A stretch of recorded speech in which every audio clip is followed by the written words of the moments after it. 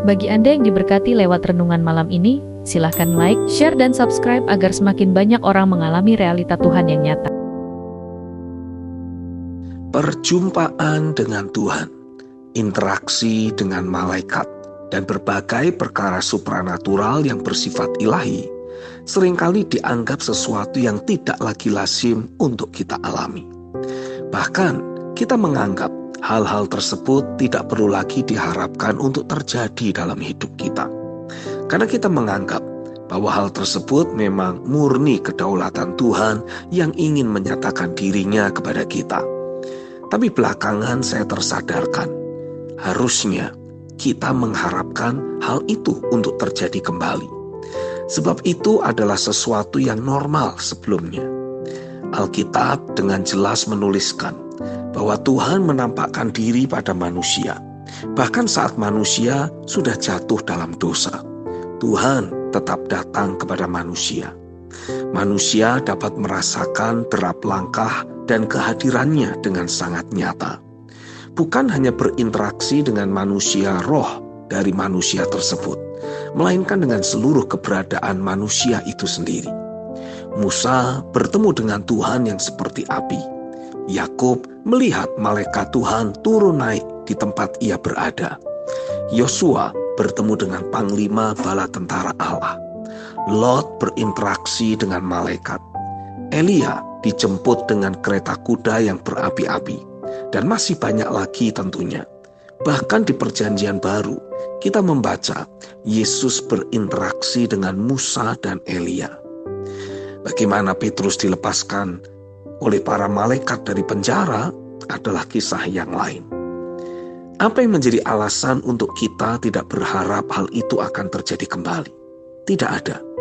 Justru kita salah besar jika tidak berharap untuk hal itu terjadi kembali. Masakan hidup kita mau sepi dari perjumpaan ilahi? Jangan mau, harapkan hal itu terjadi kembali. Menurut catatan sejarah, jarak antara perjanjian lama dan perjanjian baru ada sekitar 400 tahun. Masa itu adalah masa kekosongan yang luar biasa. Tidak ada suara Tuhan, penglihatan, ataupun interaksi ilahi. Israel menjalani aktivitas keagamawian mereka dengan sangat hampa. Sampai akhirnya malaikat Tuhan menampakkan diri kepada Zakaria dan Maria.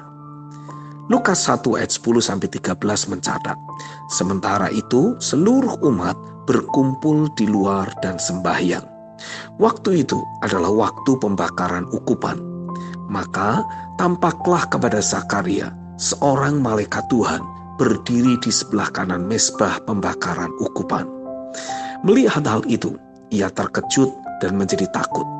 Tetapi malaikat itu berkata kepadanya, "Jangan takut, hai Zakaria, sebab doamu telah dikabulkan, dan Elizabeth istrimu akan melahirkan seorang anak laki-laki bagimu, dan haruslah engkau menamai dia Yohanes."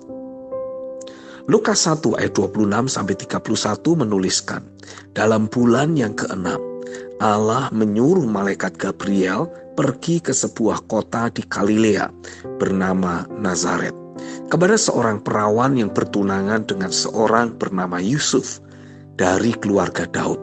Nama perawan itu Maria. Ketika malaikat itu masuk ke rumah Maria, ia berkata, "Salam, hai engkau yang dikaruniai, Tuhan menyertai engkau." Maria terkejut mendengar perkataan itu, lalu bertanya di dalam hatinya, apakah arti salam itu?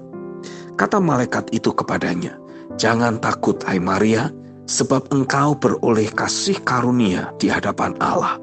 Sesungguhnya engkau akan mengandung dan akan melahirkan seorang anak laki-laki, dan hendaklah engkau menamai dia Yesus." Dua kisah di atas tidak asing bagi kita. Tapi itu merupakan peristiwa penting yang menandakan bahwa Tuhanlah yang berinisiatif memecahkan keheningan.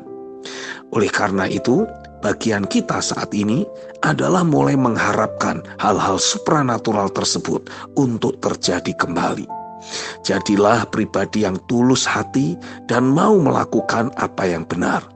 Jagai hasrat hati tersebut sambil kita terus tekun dalam doa. Awalnya saya berpikir itu semua terjadi karena kedaulatan Tuhan. Betul, tapi tidak sepenuhnya benar. Sebab pada mulanya itu semua adalah hal yang lumrah untuk terjadi. Dunia ini saja yang semakin membuat kita menjadi semakin manusiawi, agamawi, dan juga kedagingan. Kita jadi menganggap bahwa kita adalah makhluk modern yang semakin jauh dari hal-hal yang berbau supranatural.